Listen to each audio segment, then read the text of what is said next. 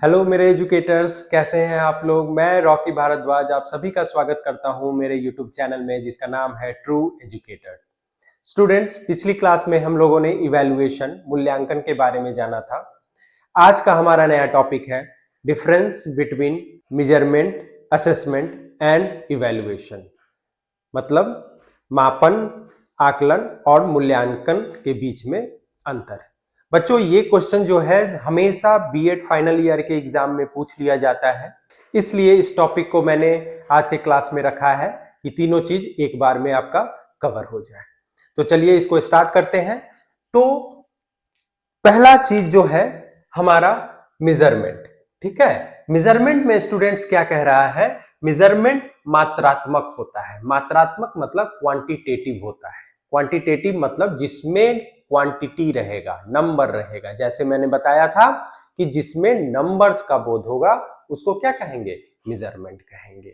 ठीक है, जैसे 1, 2, 10, 20 इस तरह से। असेसमेंट मतलब आकलन। आकलन क्वालिटेटिव होता है, क्वालिटेटिव प्लस क्वांटिटेटिव होता है। ठीक है, क्वालिटेटिव किसके बेसिस पे, क्वांटिटी के बेसिस पे ना, है ना, मात्रा के बेसिस पे।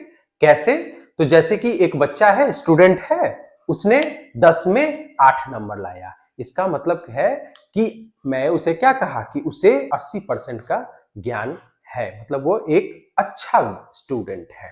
ठीक, अच्छा मतलब गुण की बात कर रहा हूं, किसके बेसिस पे, कि वो जो नंबर लाया है उसके बेसिस पे। ठीक है, इसके बाद इवैल्यूएशन की बात करेंगे। तो इवैल्यूएशन में क्या कह रहा है स्टूडेंट्स कि ये भी बोथ क्वांटिटेटिव और क्वालिटेटिव होता है। ठीक है, plus value judgement about achievement, मतलब कि दोनों तो होगा, मात्रात्मक और गुणात्मक दोनों होगा, लेकिन इसमें वैल्यू जजमेंट भी होता है। जैसे कि अगर कोई बच्चा 10 में 10 नंबर लेके आया तो मैं क्या कहूंगा, बच्चा वेरी गुड है, मतलब बहुत अच्छा स्टूडेंट है। उसके साथ साथ उसके मैं पोजीशन को भी बताऊंगा कि वह फर्स्ट नंबर पे है। ठीक है, मतलब कि उसका वैल्यू के, उसके वैल्यू जजमेंट को मैं दे रहा हूं कि बच्चा बहुत अच्छा स्टूडेंट है। ठीक है, डिसीजन को मैं दे रहा हूं। ठीक, इसके अगर दूसरे पॉइंट को हम देखें, दूसरे डिफरेंशिएशन को देखें हम, तो ये बात करता है हाउ मच।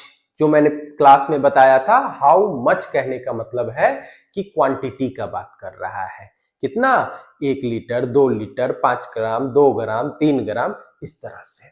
अगर इसके असेसमेंट में देखें बच्चों, तो ये क्या कह रहा है, वेयर द लर्नर्स आर, मतलब हमारे स्टूडेंट्स कहां तक है, कहां तक पहुंचे, कहां तक सीखे। क्लासरूम में असेसमेंट क्या चीज की बात करता है, इंटरेक्शन प्रोसेस की बात करता है।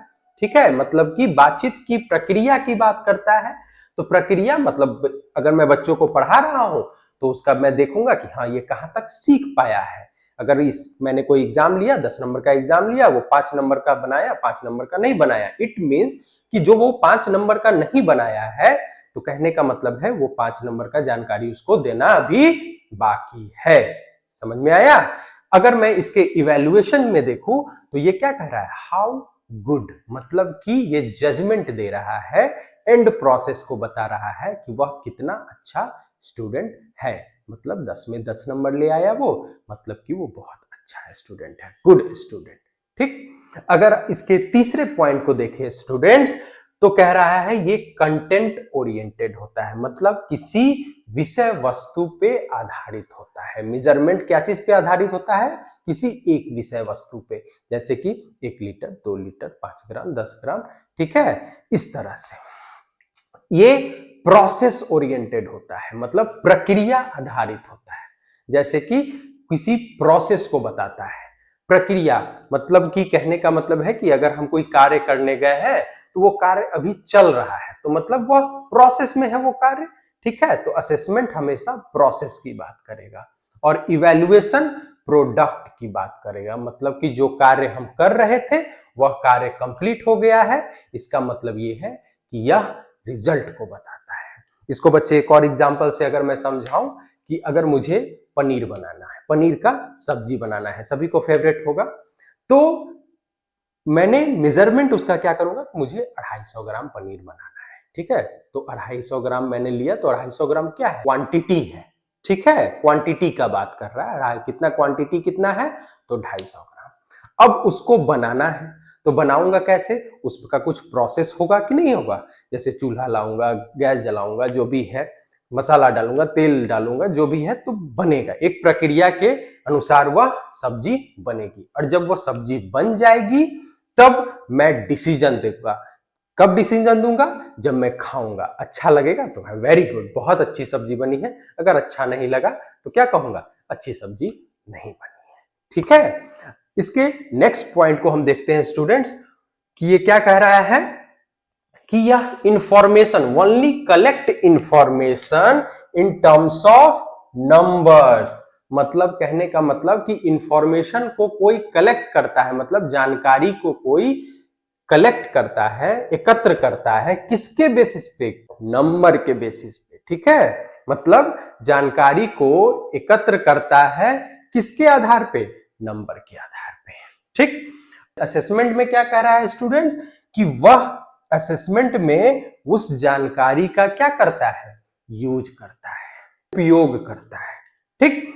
अब इवैल्यूएशन में क्या कह रहा है ये चीज को, कि निर्णय लेना सूचनाओं के आधार पे, जो हमें वो इंफॉर्मेशन मिली थी, जो सूचना मिली थी, उसके आधार पे हम क्या करते हैं, जजमेंट को देते हैं, ठीक है। अगर इसको ऐसे आसान शब्दों में अगर एग्जाम्पल के तौर पे इसको समझाओ स्टूडेंट्स, तो अगर कोई बच्चा है 10 में 10 नंबर का मैंने उसका एग्जाम लिया, उसने लाया 5 नंबर, ठीक है, तो ये 5 नंबर जो लाया वो उसका मेजरमेंट कहलाया, ठीक। नंबर के बेसिस पे हम क्या, इंफॉर्मेशन मुझे क्या मिला, कि रवि नाम का लड़का है जो किसी क्लास में किसी सब्जेक्ट में 5 नंबर लाया, ओके।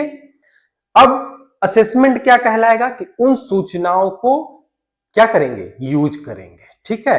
तो उस सूचना के आधार पे 5 नंबर के आधार पे हमने क्या जाना, कि रवि 10 नंबर का एग्जाम जो लिया था उसमें 5 नंबर ही लाया, मतलब 5 नंबर उसकी कमी है, 5 नंबर वो नहीं ला पाया, किस कारण नहीं ला पाया।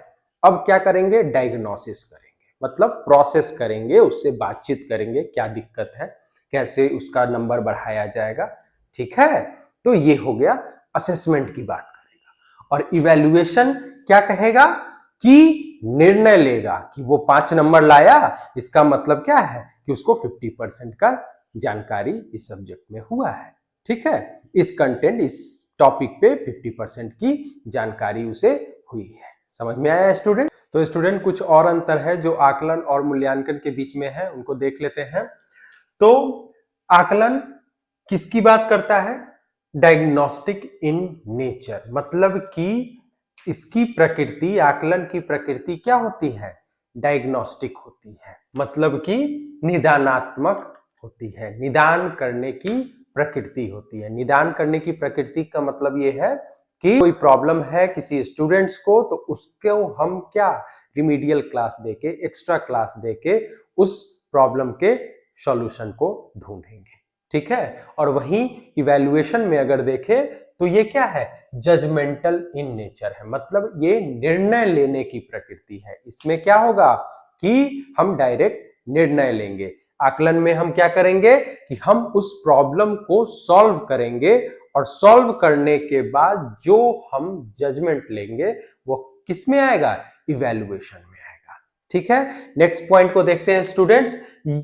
जो आकलन होता है वह फॉर्मेटिव प्रोसेस होता है। फॉर्मेटिव मतलब संरचनात्मक प्रक्रिया होता है, बहुत इंपॉर्टेंट है, बार बार ये सीटेट और बहुत सारे टीचिंग कॉम्पिटिटिव एग्जाम में पूछ देते हैं कि असेसमेंट फॉर्मेटिव प्रोसेस होता है। फॉर्मेटिव कहने का मतलब है कि जो चल रही प्रक्रिया है, अगर क्लासरूम में टीचिंग चल रही है, क्लासरूम में पढ़ाई चल रही है, और क्लासरूम के दौरान ही क्या हो रहा है, आकलन हो रहा है। मतलब फॉर्मेटिव कहने का मतलब है कंटिन्यूअस प्रोसेस में चीजें चल रही है, ठीक है। और इवैल्यूएशन किस चीज की बात करता है, तो सम्मेटिव प्रक्रिया की बात करता है, योगात्मक प्रक्रिया की बात करता है। ठीक है, योगात्मक कहने का मतलब ये सारा कुछ ऐड होके हम एंड में, जब एंड में पहुंचते हैं किसी चीज के, तो हम निर्णय लेते हैं। तो दोनों में बेसिक डिफरेंस यही है। तो फॉर्मेटिंग में क्या है स्टूडेंट? फॉर्मेटिंग में है कि कंटिन्यूटी की बात करेगा, कंटिन्यूअस प्रोसेस की बात करेगा, और सबमिटिव में क्या है? एंड रिजल्ट को बताएगा। ठीक, नेक्स्ट पॉइंट को देखते हैं। इसमें क्या है? Criteria set by both teacher and student, मतलब कि जो भी मानदंड निर्धारित होंगे वो किसके द्वारा होंगे? टीचर और स्टूडेंट दोनों के द्वारा होंगे, क्योंकि दोनों क्या है? इंटरेक्शन में है, दोनों लगातार कंटिन्यूअस प्रोसेस में पढ़ाई हो रही है। इट मींस कि स्टूडेंट और टीचर दोनों क्या कर रहे हैं? इंटरेक्ट कर रहे हैं, रेगुलरली इंटरेक्ट कर रहे हैं। तो ये क्या होगा? दोनों क्राइटेरिया दोनों मिलकर सेट करेंगे। और इवैल्यूएशन में क्या होगा? जो भी क्राइटेरिया, जो भी मानदंड होंगे, वह क्या होगा? मूल्यांकन कर्ता डिसाइड कर, मतलब कि जो इवैल्यूएटर रहेगा वह चीजों को निर्धारित करेगा। ठीक, अगर नेक्स्ट पॉइंट को देखें स्टूडेंट्स, तो focus on teacher student activity, मतलब कि गतिविधि पे आधारित रहता है। इट मींस कि जो भी एक्टिविटीज चलती रहेंगी वो क्लासरूम के बीच चलती रहेंगी, कंटिन्यूअस प्रोसेस में चलती रहेंगी। और इसके इवैल्यूएशन में अगर देखें तो इवैल्यूएशन में क्या कह रहा है? मूल्यांकन में क्या कह रहा है? Focus on teacher student performance, मतलब कि यह प्रदर्शन पे आधारित रहेगा। प्रदर्शन कहने का मतलब है कि यह रिजल्ट को बताएगा, या टीचर का बताए या स्टूडेंट का बताए। ठीक है, तो आज के क्लास में स्टूडेंट्स हम लोगों ने तीनों के बीच में डिफरेंसेस को समझा। इस चीज को बहुत अच्छे से आप लोग लिख लेंगे, तैयार कर लेंगे। तो आशा करता हूं आज का वीडियो आपको अच्छा लगा होगा। अगर अच्छा लगा हो लाइक एंड सब्सक्राइब कर दें। धन्यवाद।